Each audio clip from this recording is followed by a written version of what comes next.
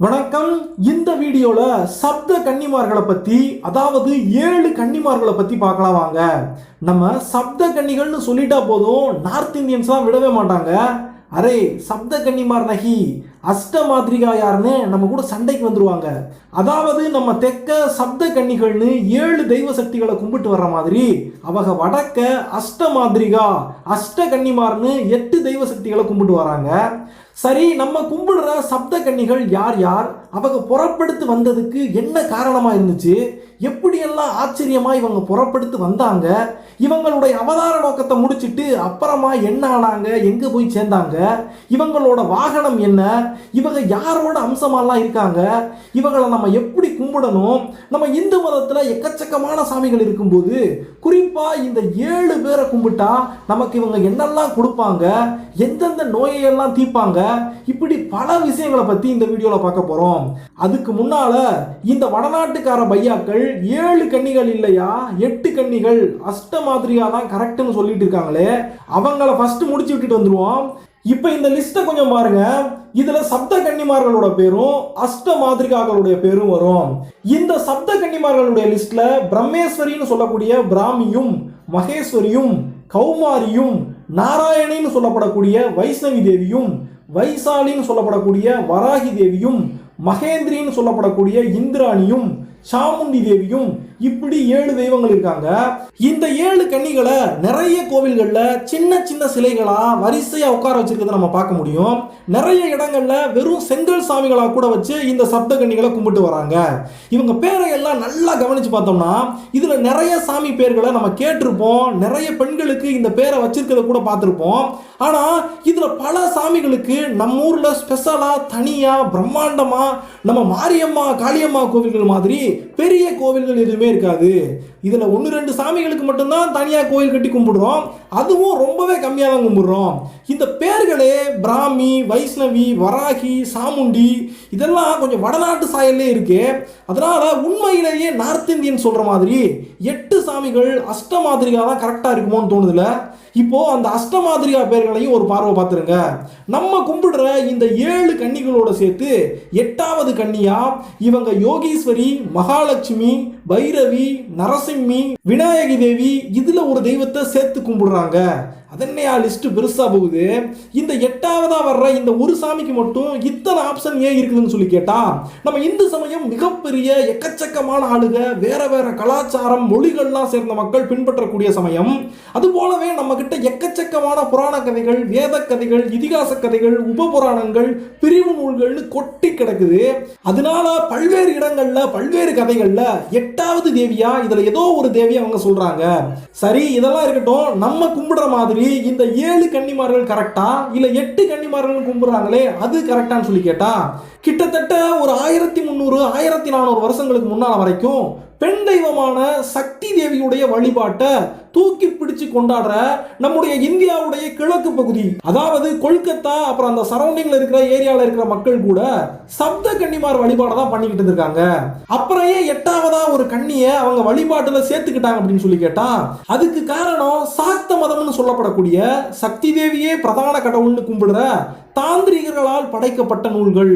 இந்த தாந்திரிகர்கள் வழிபாட்டுல ஸ்ரீ சக்கரங்கள், தகடுகள் எல்லாம் ரொம்பவே முக்கியமானது. அப்படிப்பட்ட மந்திர சக்கரங்களினுடைய தகடுகளை 8 கன்னிமார்கள் 8 இடங்கள்ல 8 திசைகள்ல நின்று காக்குறாங்கன்னு சொல்றாங்க. அதாவது சக்கரத்தோட 4 மெயினான பாதைகள்ல 4 கன்னிகள், சக்கர தகட்டோட 4 மூலைகள்ல 4 பேர்னு மொத்தம் 8 பேரை கொண்டு வந்து இந்த சக்கரத்தை இந்த தாந்திரிகர்கள் நுப்பாட்டினாங்க. இப்படித்தான் சப்த கன்னிகளுடைய வழிபாடு 8 கன்னிகள் அஷ்ட மாதிரிகா வழிபாடா உருவாச்சுன்னு கதை சொல்றாங்க. இந்த 8 கன்னிகள் தான் தாந்திரீகத்துல சொல்லப்படக்கூடிய 64 யோகினிகளை கண்ட்ரோல் பண்ணக்கூடிய தெய்வங்களாக இருக்காங்க. சரி, இப்போ வடநாட்டுக்காரங்க எப்படி இந்த 7 சாமியை 8 சாமியா மாத்துறாங்கன்னு பார்த்தாச்சு. இப்போ ஆரம்பத்துல இருந்தே கும்பிடப்படக்கூடிய இந்த 7 கன்னிகளை தமிழர்களான நம்மெல்லாம் எப்ப இருந்து கும்பிடணும்னு சொல்லி பார்த்தா, கணக்கு போட்டே சொல்ல முடியாத ஆதி காலத்திலிருந்தே நம்முடைய கிராமங்களுடைய தெய்வங்களாக, குல தெய்வங்களாக இந்த சப்த கன்னிகள் இருந்து வந்திருக்காங்க. கிராமங்கள் எல்லாம் பொதுவாக இந்த காவல் காக்கக்கூடிய சாமிகளை எல்லை சாமிகளா நுப்பாட்டி வச்சிருக்க மாதிரி நிறைய கிராமங்கள்ல எல்லைகள்ல கூட இந்த சப்த கன்னிகளை நம்மளால பார்க்க முடியும்.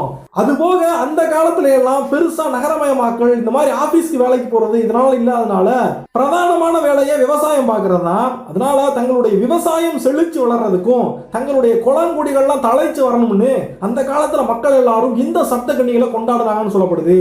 இப்படி பழங்காலத்தில் இருந்தே படையல் போட்டு வழிபடக்கூடிய சாமிகளா இந்த சப்த கன்னிகள் இருந்து வராங்க. இவங்களுக்கு எவ்வளவு முக்கியத்துவம் பண்டைய தமிழன் கொடுத்துருக்கான்னு பார்க்கறதுக்கு விதநெல்ல கொண்டு வந்து இந்த சப்த கன்னிகள் முன்னால வச்சு வழிபாடு பண்ணிட்டு தான் விதைக்கவே போவாங்களாம். அந்த அளவுக்கு இந்த சப்த கன்னிகளுடைய வழிபாடு நம்முடைய தமிழ் சமூகத்துல பலகாலமா இருந்து வந்திருக்கு. அடுத்து இந்த சாமிகள் இந்த சப்த கன்னிகள் புறப்படுத்து வர்றதுக்கு மூல காரணமா என்ன இருந்துச்சுன்னு பார்ப்போம். அப்படியே இவங்க எப்படியெல்லாம் ஆச்சரியமா பிறந்து வந்தாங்கன்னு பார்த்துருவோம். இந்த சப்த கன்னிகள் பிறந்து வந்த கதை அவங்களுடைய அவதார நோக்கத்தை பத்தி தேவி மகாத்மயம், லிங்க புராணம், வாமன புராணம், வராக புராணம் இப்படி பல புஸ்தகங்கள் பலவிதமான கதைகள்ல சொல்லப்படுது. பிரதானமாக சொல்லப்படக்கூடிய ஒரு கதை என்னன்னு சொல்லி பார்த்தா அந்தகாசுரன் அப்படின்னு ஒரு மிகப்பெரிய அசுரன் இருந்திருக்கான். அந்த அசுரன் பிரம்மதேவர்கிட்ட ஒரு மிகப்பெரிய வரத்தை வாங்கிக்கிட்டு இல்லாத அட்டூழியத்தெல்லாம் பண்ணிட்டு வந்துட்டு இருக்கான். அதனால பிரம்மதேவரே அவனுக்கு ஒரு முடிவு கட்டணும்னு சொல்லிட்டு சிவபெருமான் கிட்ட போய் முறையிடுறாரு. சிவபெருமானும் கிளம்பி போய் அந்த அந்தகாசுரனை கொல்ல பார்க்கிறாரு. ஆனா அவன் வாங்கி வச்சிருந்த ஒரு வரத்தின்படி அவனுடைய உடம்புல இருந்து ஒரு துளி ரத்தம் சிந்திருச்சுன்னா அந்த ரத்தத்துல இருந்து பல அந்தகாசுரன்கள் எந்திரிச்சு வருவாங்கன்னு சொல்லப்படுது. இதனால சிவபெருமான் அவன் அடிக்க அடிக்க அவனுடைய உடம்புல இருந்து ரத்தம் கொட்ட கொட்ட அதிலிருந்து எக்கச்சக்கமான அந்தகாசுரன்கள் எந்திரிச்சு வராங்க. கொஞ்ச நேரம் கழிச்சு பார்த்தா அந்த மிகப்பெரிய சண்டை நடக்கிற அந்த பூமி முழுக்க எல்லாமே அந்தகாசுரன்களா எந்திரிச்சு நிக்கிறாங்க. அதனால கோபத்துடைய உச்சிக்கே போன சிவபெருமான் இந்த அந்தகாசுரன்களை எல்லாம் அழிக்கிறதுக்காக ஒரு 7 சக்திகளை உருவாக்கினார்னு சொல்லப்படுது. அவருடைய அந்த கோபாக்னியில் இருந்து அவருடைய அந்த ஆக்ரோஷ சத்தத்தில் இருந்து 7 தேவிகள் பிறந்து வராங்க. அந்த 7 தேவிகள் தான் நம்முடைய சப்த கன்னிகள்னு சொல்லப்படுது.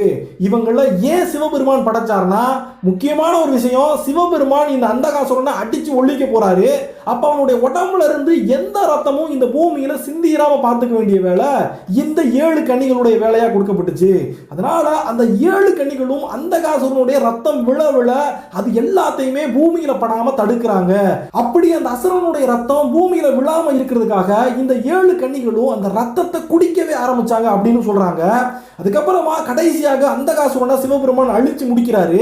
இப்போ இந்த 7 கன்னிகளை படைச்சதுக்கான அந்த அவதார நோக்கம் முடிஞ்சதுனால இவங்க எல்லாரையும் போய் பாதாள லோகத்துல குடிகொண்டிருங்கன்னு சிவபெருமான் அனுப்புறாரு.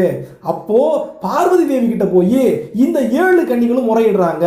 தேவி, சிவபெருமான் எங்களை பாதாள லோகத்துக்கு போக சொல்றாரு, நீங்க தான் எங்களை காத்தருளி உங்களுடைய வச்சுக்கணும்னு கேட்க போக பார்வதி தேவியும் இந்த 7 கன்னிகளுக்கும் அடைக்கலம் கொடுத்து தன்னோடைய வச்சிருந்தாருன்னு சொல்லப்படுது. அதுக்கப்புறமா கொஞ்ச காலம் கழிச்சு பார்வதி தேவி ஒரு மிகப்பெரிய போருக்கு போக வேண்டிய கட்டாயத்துக்கு வருது. சும்ப நிசும்ப அசுரர்களை இல்ல சண்டாமுண்ட அசுரர்களை ஒழிப்பதற்காக பார்வதி தேவி கிளம்பி போனான்னு சொல்றாங்க. அந்த போர்கள்ல தேவி பார்வதிக்கு துணைக்கு நின்று இந்த 7 கன்னிமார்களும் சண்டை போட்டாங்கன்னு சொல்லப்படுது. இன்னும் சில கதைகள்ல பரமேஸ்வரனுடைய பணிப்பெண்களாக அவருக்கு உதவி செய்யக்கூடிய தெய்வங்களாக இந்த சப்த கன்னிமார்கள் இருந்தாங்கன்னு சொல்லப்படுது. அதுபோக வேறு சில இடங்கள்ல வெவ்வேறு தெய்வங்கள், பல வகையான தெய்வங்கள் பல இடங்கள்ல அசுரர்களை எதிர்த்து சண்டை போடும் போது ஒவ்வொரு தெய்வங்களாக அவங்களுக்கு துணைக்காக தோற்றுவிக்கப்பட்ட இந்த தெய்வங்கள்லாம் சேர்ந்து சப்த கன்னிகளா கடைசியா கூடி நின்றாங்கன்னு சொல்லப்படுது. தேவி மகாத்மயம் அப்படிங்கிற நூல்ல ஆதிபராசக்தியுடைய பரிவார தெய்வங்களா இந்த சப்த கன்னிகள் சொல்லப்படுறாங்க. இந்த ஆதிபராசக்திக்கு லட்சக்கணக்கான பரிவார தெய்வங்கள், லட்சக்கணக்கான சேவை செய்யக்கூடிய தெய்வங்கள் இருந்தாலும் இந்த 7 சப்த கன்னிமார்கள் தான் முக்கியமாக இந்த ஆதிபராசக்தியுடைய பரிவார தெய்வங்கள் லிஸ்ட்ல இருக்காங்கன்னு சொல்றாங்க. இது போக மகிஷாசுரன், ரக்தபீமன், சண்டமுண்டா, சும்பனி சும்பன், மது கைதபர் இப்படி பல வகையான அசுரர்களை தேவர்களும் மும்மூர்த்திகளும் சேர்ந்து எதிர்ப்பதற்காக அவங்களுடைய சக்திகளை எல்லாம் பிரிச்சு இந்த 7 தேவிகளை படைச்சு அனுப்புனாங்கன்னு இந்த தேவிகள் எல்லாம் ஒன்னா கூடி துர்க்கை அம்மனா அவதாரம் எடுத்து வந்து மகிஷாசுரனை அழிச்சு முடிச்சான்னு சொல்லப்படுது.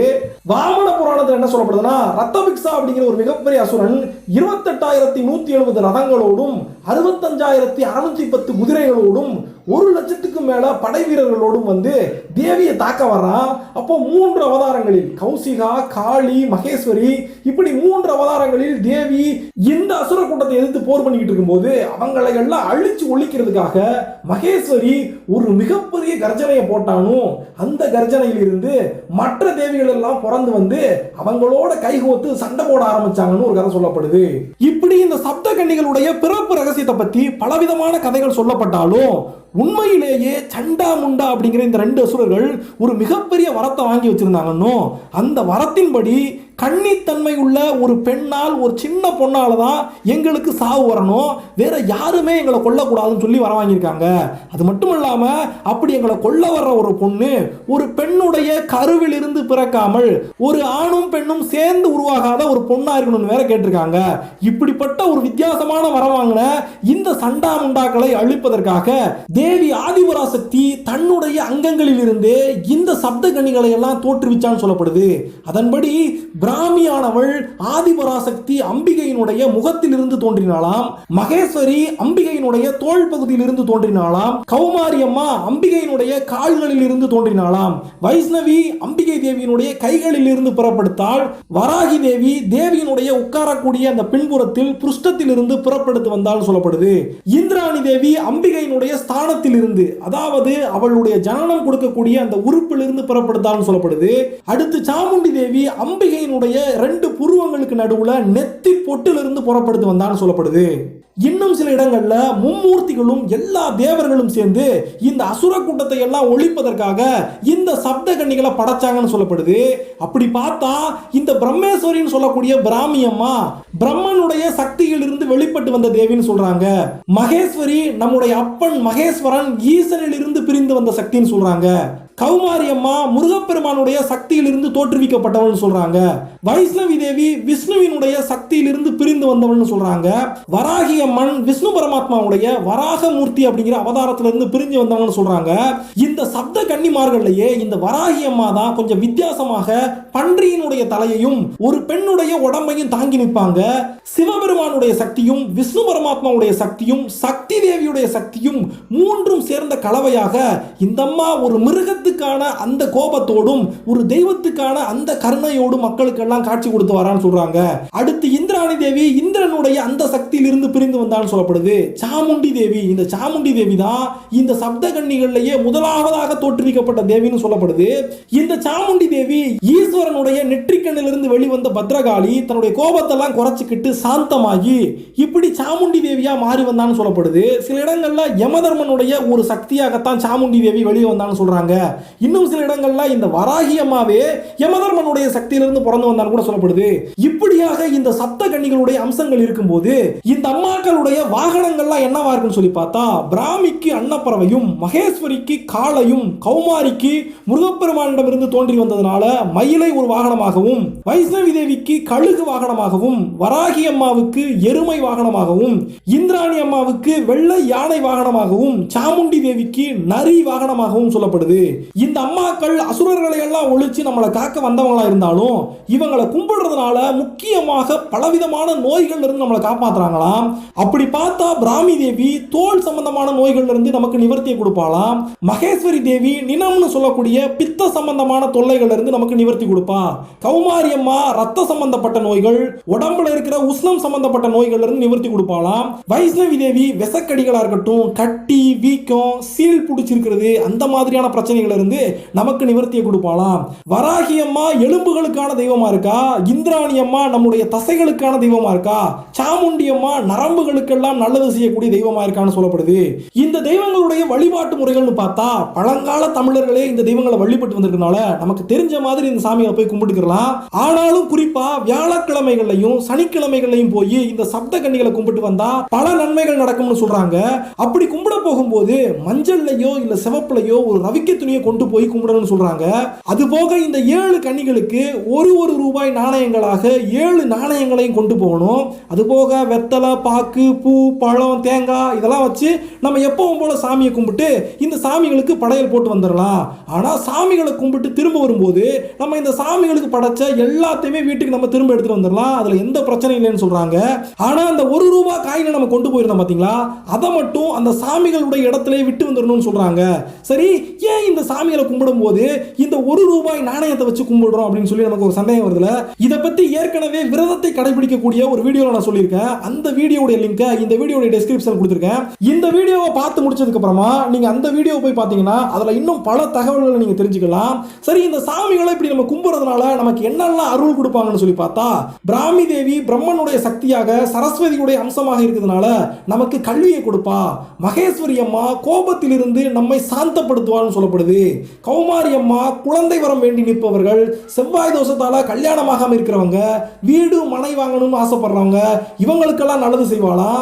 வைஷ்ணவி தேவி லட்சுமி தேவியுடைய அம்சமாக இருந்து செல்வத்தை தங்கத்தை பெருக்கக்கூடிய தெய்வமா இருக்கா. வராகி அம்மா கோபக்கார தெய்வமாக இருந்து எதிரிகளிடம் இருந்து நமக்கு வெற்றியை கொடுக்கக்கூடிய தெய்வமாக, நம்முடைய தடைகளை எல்லாம் ஒழிக்கக்கூடிய தெய்வமா இருக்கா. இந்திராணி அம்மா நல்ல துணையை, நல்ல குடும்ப துணையை, நல்ல இல்லற துணையை கொடுக்கக்கூடிய தெய்வமாக, குடும்ப பிரச்சனைகள்ல இருந்து நிவர்த்தி கொடுக்கக்கூடிய தெய்வமா இருக்கா. சாமுண்டி தேவியை கும்பிட்டு வந்தோம்னா நம்ம மனசுல இருக்கிற பயமெல்லாம் விட்டு போயிடும். நம்மளை கட்டுப்படுத்துறதுக்கு எந்த ஒரு சக்திகளுமே இல்லைன்னு சொல்லக்கூடிய ஒரு மிகப்பெரிய தைரியத்தை இந்த சாமுண்டி அம்மா கொடுக்குறாங்கன்னு சொல்லப்படுது.